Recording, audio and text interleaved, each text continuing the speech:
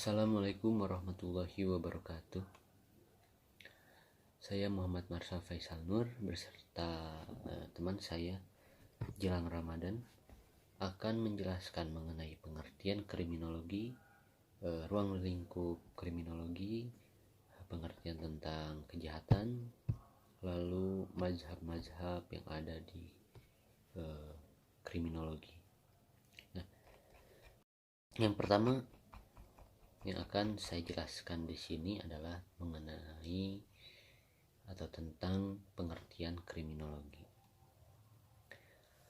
Secara etimologis, kata kriminologi terdiri dari dua kata yaitu krimen yang artinya kejahatan dan logos yang artinya ilmu pengetahuan.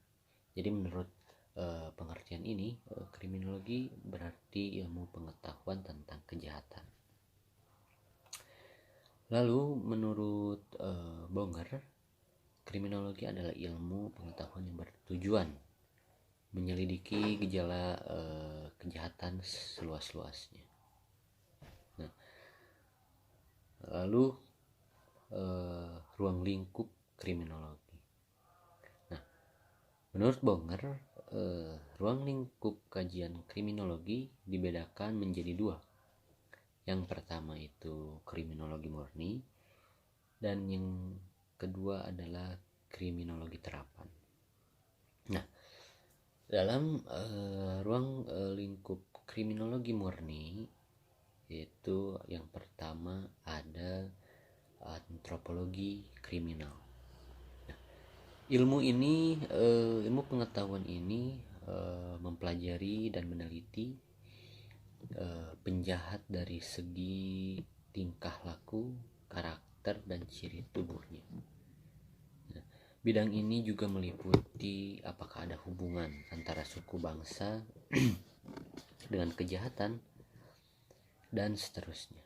Lalu apakah tingkah laku dan budaya masyarakat yang dapat menimbulkan kejahatan dan melahirkan pelaku-pelaku kejahatan? Seperti itu. Lalu yang kedua adalah sosiologi kriminal. Nah, ilmu ini atau ilmu pengetahuan ini mempelajari dan meneliti kejahatan sebagai suatu gejala masyarakat untuk mengetahui di mana letak sebab-sebab kejahatan dalam masyarakat.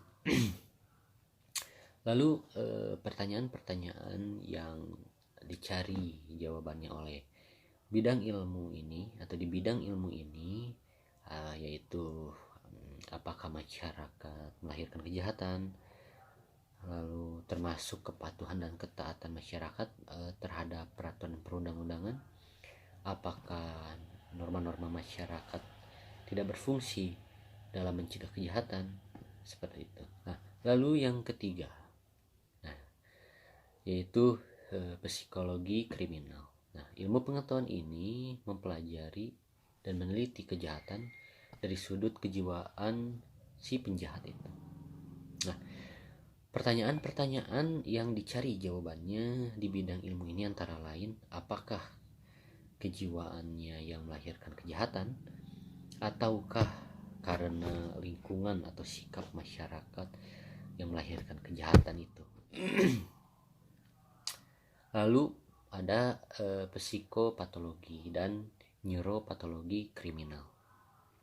Nah, ilmu pengetahuan ini mempelajari dan juga meneliti kejahatan dan penjahat yang sakit jiwa atau urat syaraf. Lalu pertanyaan-pertanyaan yang dicari jawabannya di bidang ilmu ini yaitu apakah urat syaraf atau sakit jiwa yang menimbulkan kejahatan gitu ya, yang menjadi penyebab dari kejahatan ini. Dan kejahatan apa yang timbul akibat sakit jiwa dan urat syaraf tersebut. Jadi sakit jiwa dan urat syaraf ini menimbulkan suatu kejahatan yang seperti apa, menimbulkan kejahatan atau tidak gitu kan. Nah, lalu yang terakhir ya, yang kelima yaitu penologi. Ilmu pengetahuan ini mempelajari dan meneliti kejahatan dari penjahat-penjahat yang telah dijatuhi hukuman. Ya, berarti bisa kita artikan adalah penjahat-penjahat yang telah sudah ada dan sudah dijatuhi hukuman oleh pengadilan. Nah, pernyataan-pernyataan yang dicari, nah jawabannya di bidang ilmu ini itu apakah penjahat yang dijatuhi hukuman tersebut akan menjadi warga masyarakat yang baik atau masih melakukan kejahatan gitu, apakah masih mengulangi kejahatan, perilaku yang tidak baik itu. Nah, atau bahkan mungkin akan meningkat kualitas kejahatannya, atau mungkin secara tingkatan mungkin akan lebih parah lagi gitu, kejahatan yang dia lakukan gitu. Atau apakah pemidanaan dikaitkan dengan latar belakang dan adanya keseimbangan antara pemidanaan dengan kejahatan yang dilakukan. Nah, itu sekian dari ruang lingkup kriminologi murni ya. Nah, sekarang mengenai ruang lingkup kriminologi terapan. Nah, yang pertama itu ada higien kriminal, yaitu usaha yang bertujuan untuk mencegah terjadinya kejahatan. Misalnya tuh usaha-usaha yang dilakukan oleh pemerintah untuk menerapkan undang-undang sistem jaminan hidup dan kesejahteraan yang dilakukan semata-mata untuk mencegah terjadinya suatu kejahatan ya. Karena memang banyak juga kejahatan yang timbul akibat ketidaksejahteraan ya kan, masyarakat yang bisa dikatakan sangat kekurangan ya kan, dari segi kesejahteraannya sangat di bawah sekali, ekonominya, kesehatan ya kan, tempat tinggal, sehingga timbullah dari situ dorongan untuk melakukan kejahatan.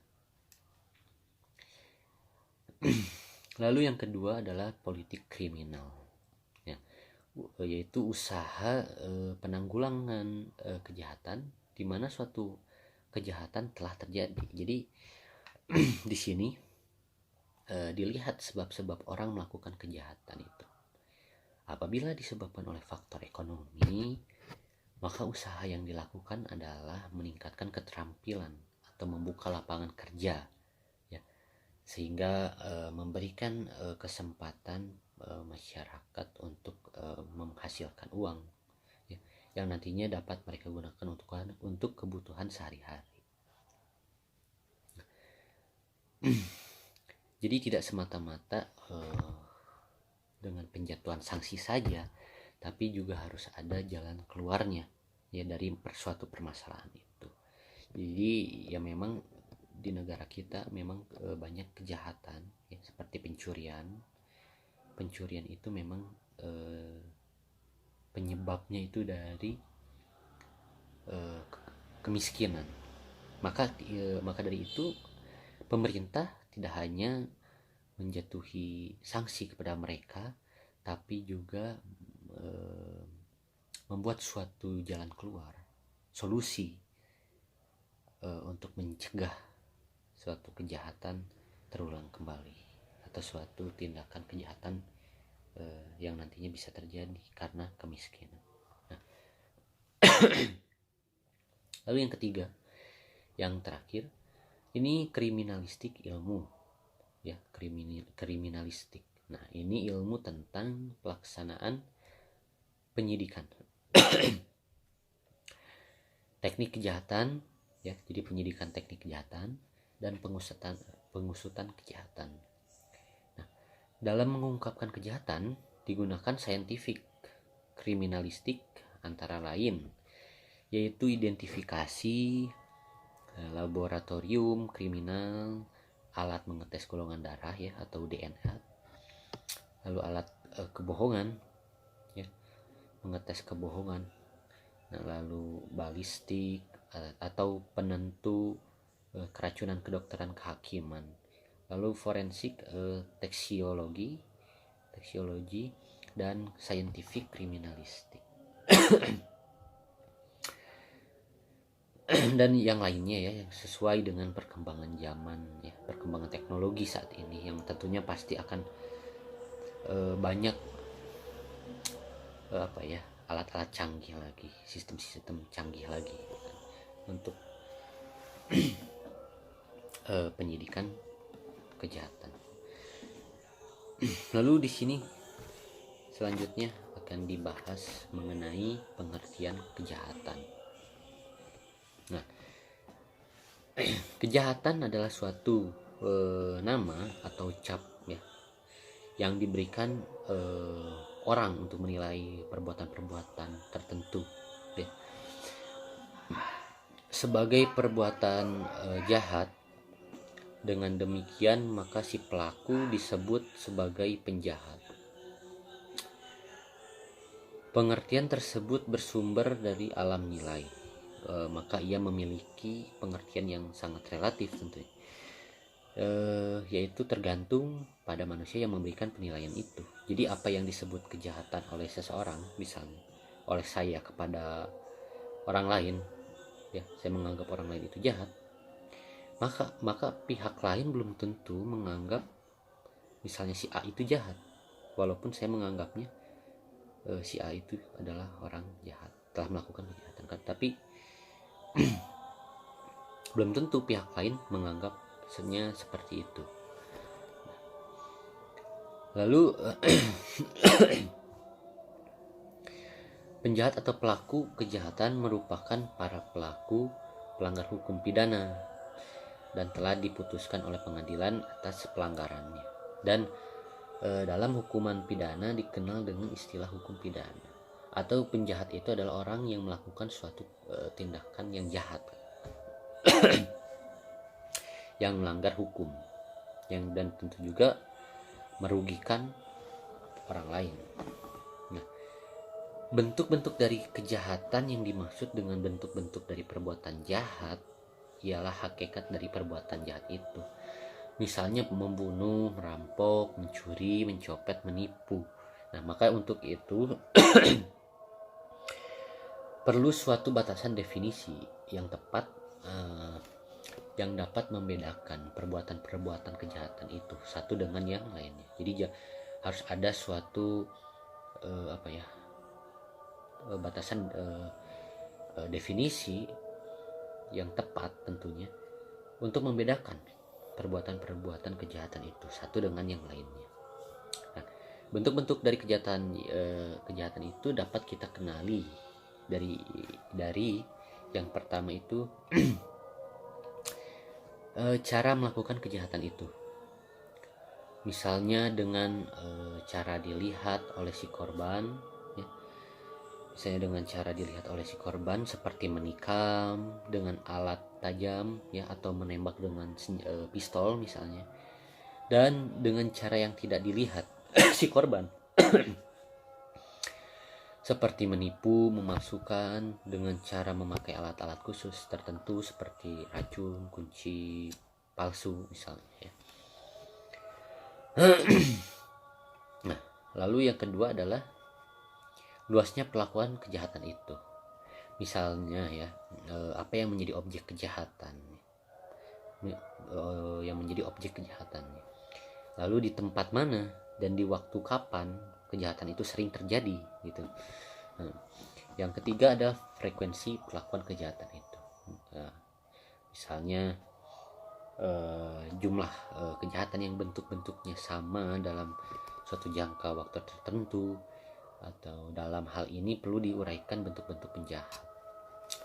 Walaupun sebenarnya bentuk-bentuk penjahat ini dibahasnya itu di ilmu bentuk penjahat atau tipologi.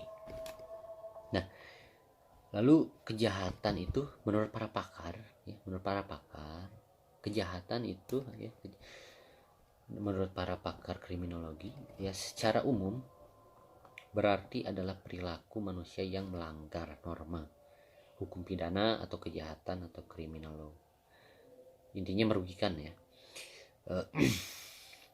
menjengkelkan juga kan, menimbulkan korban pastinya, seperti pencurian, ya kan, pembunuhan, pemerkosaan misalnya. Tentunya semua tindakan tersebut merugikan dan menimbulkan korban, sehingga hal tersebut yang memang sangat tidak bisa dibiarkan. Nah, sementara itu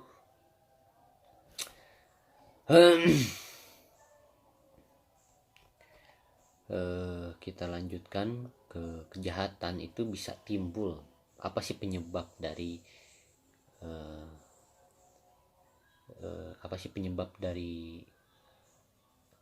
timbulnya suatu kejahatan? Penyebabnya itu apa? Nah, kejahatan ini timbul disebabkan oleh banyak hal. Yang pertama, dalam teori biologis, teori ini mengatakan faktor-faktor fisiologis dan struktur jasmani seseorang dibawa sejak lahir, bawaan berarti kan. Nah, melalui gen dan keturunan dapat memunculkan penyimpangan tingkah laku.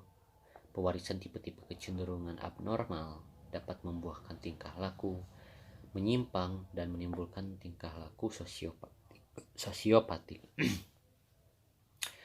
Misalnya cacat bawaan yang berkaitan dengan sifat-sifat kriminal serta penyakit mental.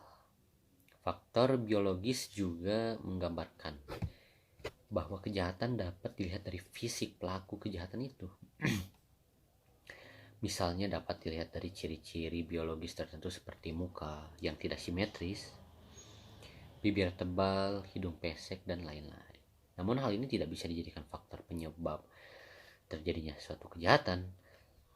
Hanya saja beberapa sebagai teori yang digunakan untuk mengidentikan seorang pelaku kejahatan, ya. Sebagai teori yang digunakan untuk mengidentikan seorang pelaku kejahatan, ya. Selain itu juga pelaku kejahatan memiliki bakat jahat yang dimiliki sejak lahir. Jadi dalam teori biologis ini, bahwa seseorang yang jahat itu memang sudah memiliki sifat jahat sejak dia lahir, yang diperoleh dari warisan nenek moyang, ya. Didapatkan dari warisan nenek moyang, yang artinya bahwa nenek moyang si penjahat itu juga dianggap sebagai satu penjahat yang memiliki sifat jahat lalu diturunkan. Karena penjahat dilahirkan dengan memiliki warisan tindakan yang jahat. Lalu yang kedua, menurut teori psikogenesis. Nah, teori ini mengatakan bahwa perilaku kriminalitas timbul karena faktor intelijensi, pintar, ciri kepribadian, motivasi, sikap-sikap yang salah, fantasi, rasionalisasi, internalisasi diri yang keliru, konflik batin, emosi yang kontroversial, dan kecenderungan psikopatologis. Artinya perilaku jahat merupakan reaksi terhadap masalah psikis, ya. Misalnya pada keluarga yang hancur akibat perceraian atau salah asuhan karena orang tua terlalu sibuk berkarir, bekerja gitu, sehingga sang anak tidak mendapatkan perhatian yang cukup, pemantauan yang ketat gitu dari orang tua. Nah, kalau dalam teori psikogenesis ya seperti itu. Nah, lalu teori teori sosiogenis.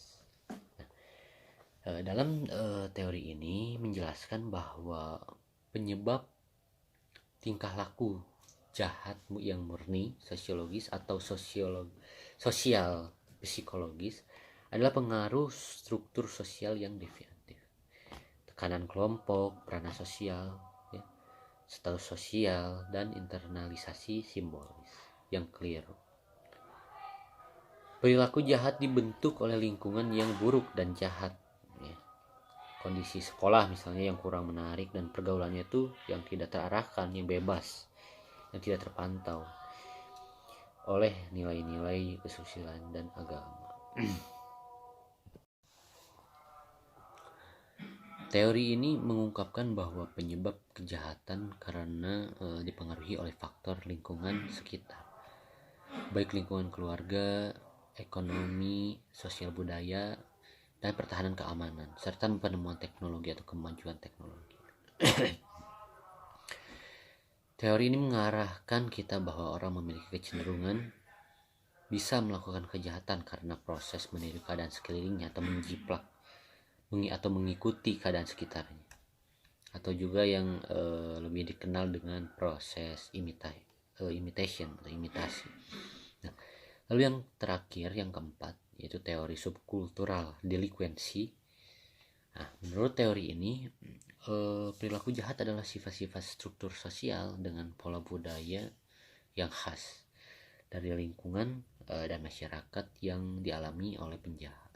Nah, hal itu terjadi karena populasinya yang padat, lalu status sosial ekonomis penghuninya rendah, lalu kondisi fisik perkampungan yang sangat buruk, atau juga karena banyak disorganisasi familiar dan sosial bertingkat tinggi. Faktor ini bisa menjadi faktor penyebab terjadinya kejahatan. Nah, maksud dari faktor ini adalah penyebab kejahatan dilihat berdasarkan letak suatu daerah tertentu, tempat terjadinya suatu kejahatan. Nah, dalam hal ini faktor ini adalah terletak di luar dari diri si pelaku, ya, bukan berada di dalam diri si pelaku, tapi di luar. Nah, biasanya daerah perkotaan itu akan lebih rawan ketimbang di daerah pedesaan untuk terjadinya suatu kejahatan. Jadi kejahatan itu lebih rawan terjadi di suatu daerah perkotaan dibandingkan di daerah pedesaan. Misalnya kejahatan terhadap harta benda, ya, pencurian atau perampokan. Hal ini terjadi karena biasanya orang-orang yang tinggal di perkotaan itu akan memikirkan strata sosial ketimbangan keamanan dirinya. Dengan memiliki pola hidup yang konsumtif dan cenderung suka foya-foya atau berfoya-foya. Nah, seperti itu penjelasan dan dari saya, yang selanjutnya akan dilanjutkan oleh teman saya jelang Ramadan. Assalamualaikum warahmatullahi wabarakatuh. Terima kasih. Selanjutnya saya akan menjelaskan tentang mazhab-mazhab Itali dan juga mazhab Prancis dan juga teori lingkungan. Sebelumnya perkenalkan dulu, nama saya Jelang Ramada Putra, NIM 2020 393 dari kelas F. Berikut pemaparan dari materi saya. Yang pertama, dalam ilmu kriminologi dikenal adanya berbagai aliran atau mazhab di mana antara satu dan lainnya mempunyai ajaran masing-masing, khususnya mengenai kejahatan. Aliran-aliran tersebut adalah sebagaimana penjelasan berikut ini yang saya bacakan. Yang pertama, mazhab Itali atau aliran antropologis. Mazhab ini mengadakan penelitian terhadap kejahatan dari sudut pandang antropologis yang pada akhirnya melahirkan pengetahuan, yakni antropologi kriminal. Tokoh yang terkenal dalam aliran ini adalah Cesare Lombroso, seorang dokter rumah penjara yang ada di Italia dan guru besar dalam bidang ilmu kedokteran, kehakiman, dan juga penyakit jiwa. Keahlian spesifiknya adalah dalam bidang analisa fisik seseorang. Lombroso menggabungkan positif Comte, evolusi dari Darwin, serta pioner-pioner lainnya dalam studi tentang hubungan kejahatan dan tubuh manusia. Ajaran inti dalam penjelasan Lombroso tentang kejahatan adalah bahwa penjahat mewakili suatu tipe keanehan atau keganjilan fisik yang berbeda dengan non-kriminal. Lombroso mengaklaim bahwa para penjahat ini mewakili suatu bentuk kemerosotan yang termanifestasikan dalam karakter fisik yang merefleksikan suatu bentuk awal dari evolusi. Oleh karena itu, teori disebut teori evolusi kejahatan. Dengan teori evolusi ini, Lombroso menyebutkan bahwa penjahat itu dilahirkan dengan tipe-tipe tertentu. Tipe ini dikenal dengan melalui beberapa tanda fisik, semisal tengkorak yang asimetris, dagu yang memanjang, dan lain-lain. Tipe kriminal akan nampak jika seseorang mempunyai lebih dari 5 buah tanda fisik. Bahkan bisa juga dengan memiliki 3 tanda fisik saja. Tanda-tanda fisik itu tidak dengan sendirinya menjadi penyebab kejahatan. Akan tetapi tanda-tanda fisik ini dapat dipergunakan untuk mengenal pribadi-pribadi yang cenderung melakukan kejahatan karena pribadi yang bersangkutan mengalami kemunduran fisiknya. Yang keempat, oleh karena alam pribadi yang demikian, mereka tidak mampu untuk menghindari kejahatan kecuali bila mana keadaan lingkungan tidak memberi kesempatan untuk berbuat jahat. Yang kelima, beberapa pengikut Lombroso berpendapat bahwa ada beberapa jenis penjahat, misalnya pencuri, pembunuh, ataupun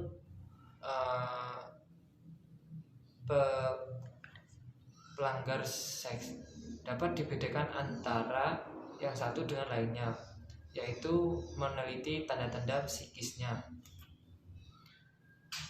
Dari 3 pertanyaan dari pemaparan di atas dapat disimpulkan menurut Lombroso bahwa bakat jahat sudah ada sejak manusia itu dilahirkan, karena mereka mempunyai tanda-tanda fisik jahat. Dengan demikian akan dengan mudah dibedakan antara penjahat dengan bukan penjahat. Hasilnya, Lombroso berhasil membuat suatu teori tentang ciri penjahat pada umumnya, yang juga sama dimiliki oleh manusia primitif. Ciri-ciri penjahat tersebut antara lain seperti yang saya contohkan di PPT ini. Keadaan fisiknya atau bentuk badannya, kening kepalanya itu menonjol ke depan dan dahi agak miring, mata kecil yang letaknya sangat ke dalam, yang berbeda pada rongga mata besar. Yang ketiga, rahang yang menonjol ke depan. Yang keempat, lubang hidung yang terlalu besar. Juga yang kelima, rambut keriting. Keadaan psikisnya atau jiwanya tidak mempunyai perasaan menyesal dan rasa belas kasihan. Yang kedua, perasaan sakit kurang atau jika dipukul, atau tidak memiliki rasa sakit. Yang ketiga, sering memamerkan perhiasan. Yang keempat, kejam. Yang kelima, tidak tahu agama atau tidak berkemanusiaan dan lain-lain.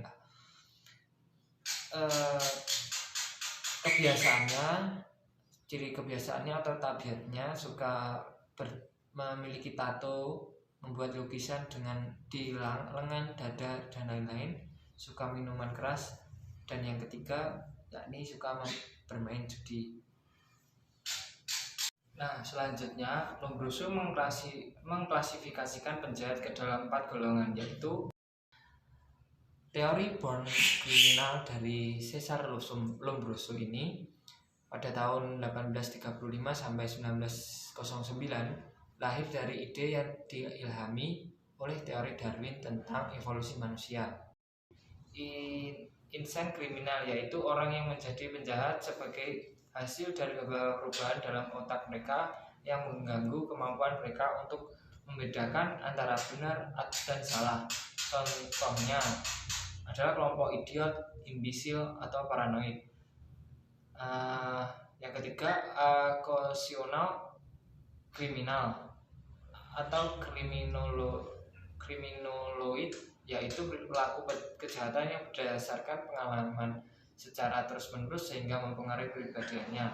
Contohnya adalah penjahat kambuhan atau habitual kriminal.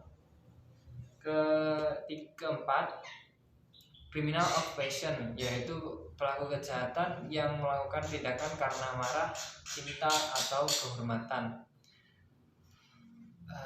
Dalam perkembangannya, teori Lombroso ini membuat Charles Goring, seorang dokter pada rumah penjara di Inggris, menjadi tertarik untuk membuktikan kebenarannya. Dari penelitian tersebut, Goring menyimpulkan bahwa sebenarnya tidak ada tanda-tanda lahiriah atau fisik untuk disebut sebagai tipe penjahat.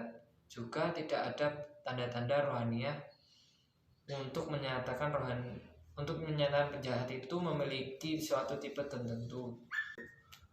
Memang ajaran Lombroso ini tidak berkaitan langsung dengan penjahat yang modern saat ini. Sekarang kita akan membahas tentang mazhab Prancis atau aliran lingkungan. Mazhab ini disebut juga dengan mazhab lingkungan karena sangat memperhatikan kondisi lingkungan masyarakat. Mazhab atau aliran ini lahir sebagai reaksi terhadap aliran antropologi kriminal. Aliran ini menolak adanya orang jahat karena pembawaan atau penjahat semenjak lahirnya.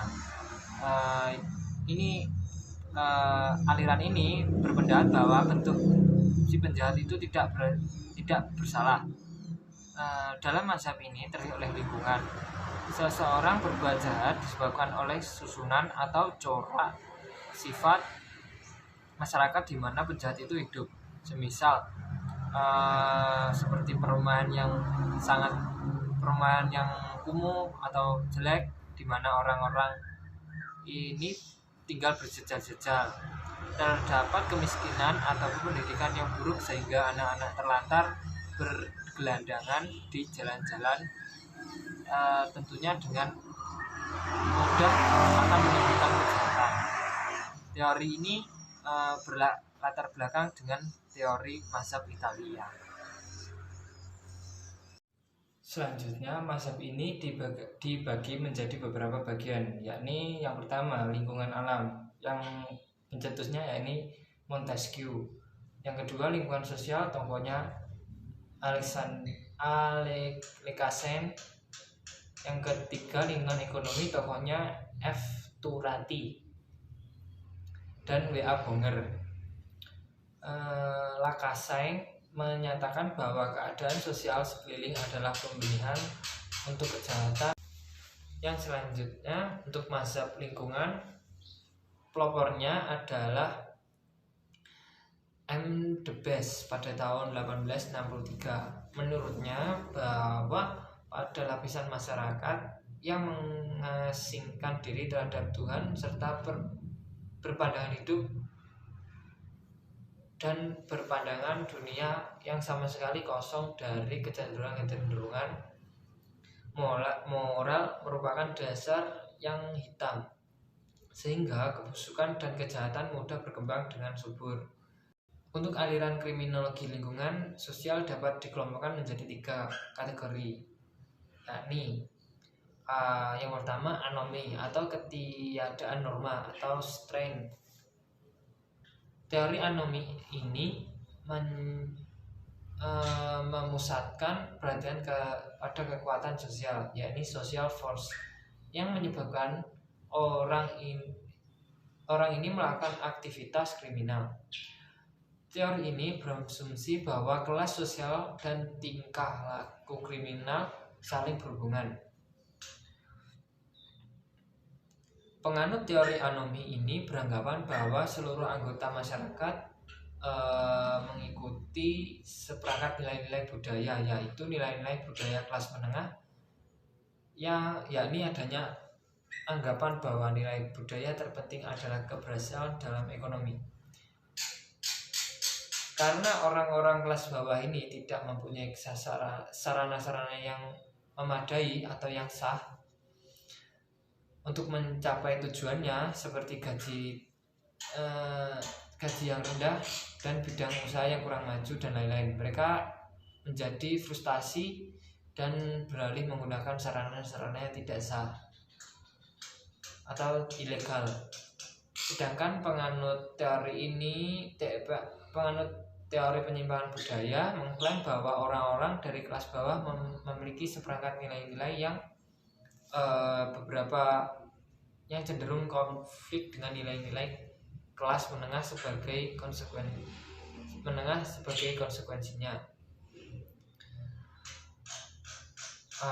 Orang-orang kelas bawah ini mengikuti sistem nilai mereka sendiri. Mereka mungkin telah melanggar norma-norma dengan mencuri, merampok, dan lain sebagainya.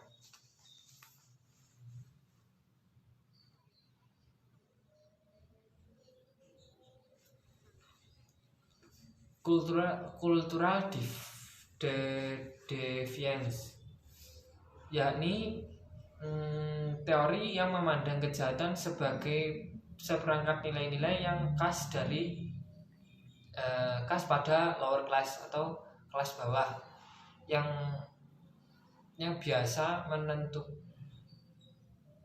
timbul di daerah umum. Terdapat persamaan antara strain maupun cultural deviance teoris yang menempatkan kejahatan pada ketidakberuntungan posisi orang-orang di strata bawah dalam suatu masyarakat yang berbasisnya kelas. Ada 3 teori cultural deviance, yakni teori social disintegration. Teori ini memfokuskan bahwa pada perkembangan area-area yang angka kejahatannya tinggi yang berkaitan dengan disintegrasi nilai konvensional yang disebabkan oleh industrialisasi yang cepat, peningkatan imigrasi dan urbanisasi. Yang kedua, differential association. Teori ini memegang pendapat bahwa orang-orang yang belajar melakukan kejahatan sebagai akibat hubungan dengan nilai-nilai sikap-sikap antisosial serta pola tingkah laku kriminal. Yang ketiga, cultural conflict. Teori ini menegaskan bahwa kelompok-kelompok yang berlainan atau aturan yang yang berbeda, dan bahwa dari suatu kelompok ini mungkin berbenturan dengan aturan-aturan konvensional kelas menengah.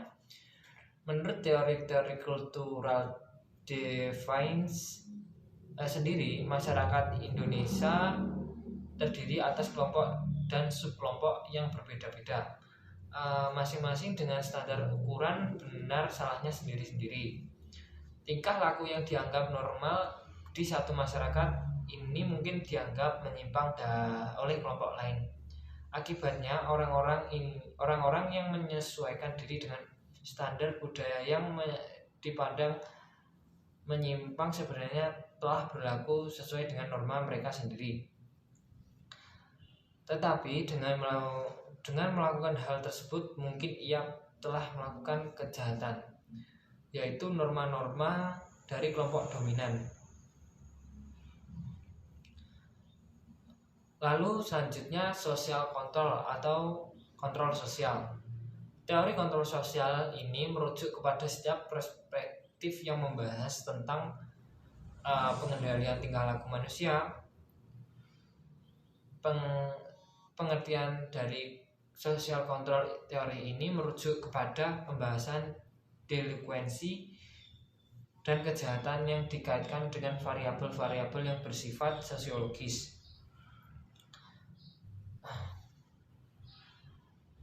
Antara lain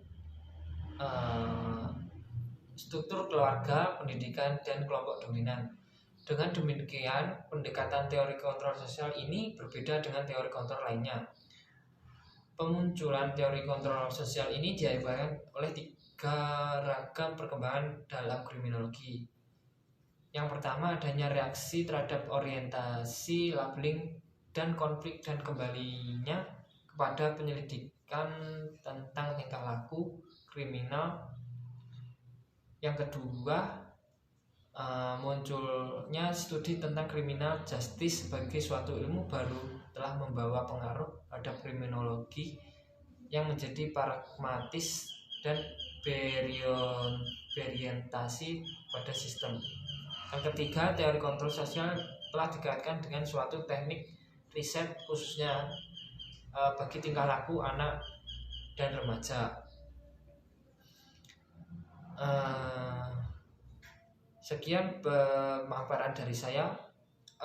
Ada kurang lebihnya saya mohon maaf. Terima kasih telah menyaksikan materi yang saya paparkan ini. Sekian, wassalamualaikum warahmatullahi wabarakatuh.